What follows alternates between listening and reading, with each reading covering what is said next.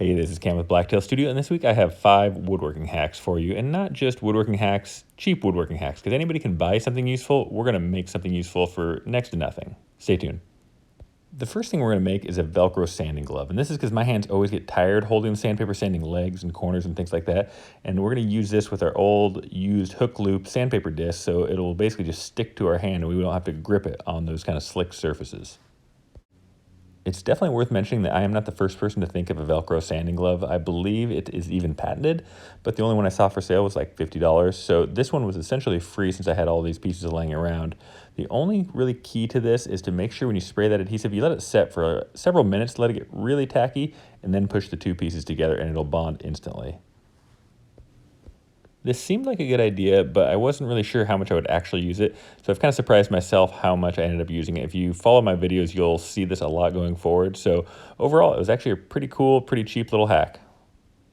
The next hack I have has to do with wood finish storage, and specifically we're going to do the Osmo hard wax oil, but this would also be good for like a linseed oil or probably a tongue oil, maybe not a polyurethane, and you'll see why here in a little bit, but a lot of finishes will tell you to store them upside down so no air can get in, and I started thinking ketchup bottles are upside down. Why can't we use those?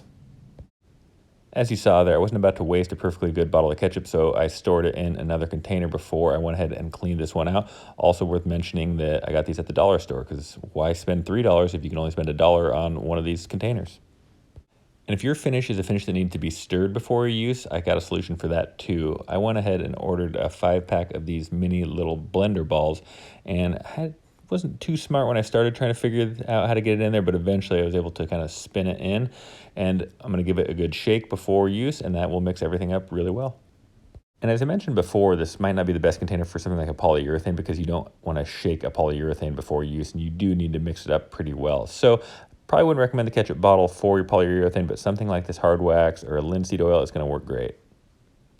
And as brilliant as a upside down ketchup bottle wood finish storage container is, I can actually make it even a little bit better. And we are going to replace that little bit of air that can have negative effects on our finish with Bloxygen, which won't affect the finish at all. And since it has that airtight gap there, it's going to be only inert gas and wood finish in our container.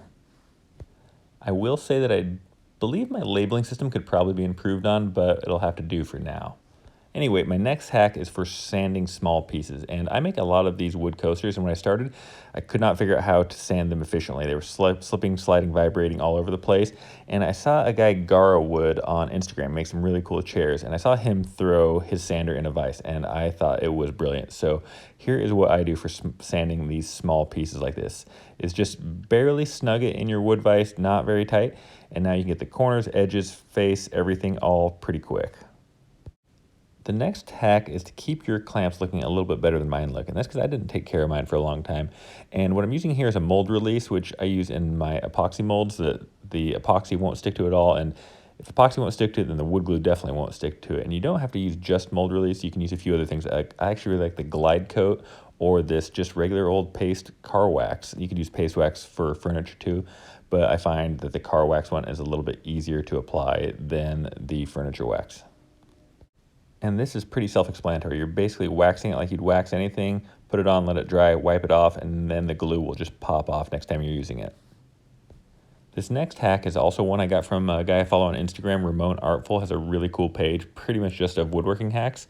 And I was constantly pushing my bits too hard, too fast, and he has such a good solution of using denatured alcohol, which is a lot better than water because you don't want to get your tools wet. The alcohol dries almost instantly, cools it off, doesn't hurt your temper, you can use your bits forever. And as you'll probably find, alcohol is the solution to a lot of problems in the shop.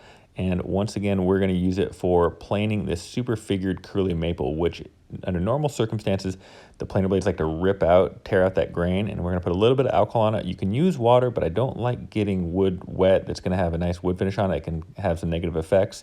The alcohol will dry in seconds and leave a totally tear out free, nice, clean cut, as you can see here. Last week I started something new and I want to keep it going, and I want to give credit to the people that actually watch the whole video. I think most people bail pretty early and I totally get that, but for you people that actually watch the whole video, I want to give you some credit. So in your question or comment, start with the phrase, "Hey man," and I'll know you watched the whole video and I will answer all of those questions first. And if that's not enough, I have a bonus hack for you, and this is using Glide Coat directly on your tools. Normally you put it directly on your table saw or your jointer. If you put it directly on your router, your circular saw, it will glide like glass.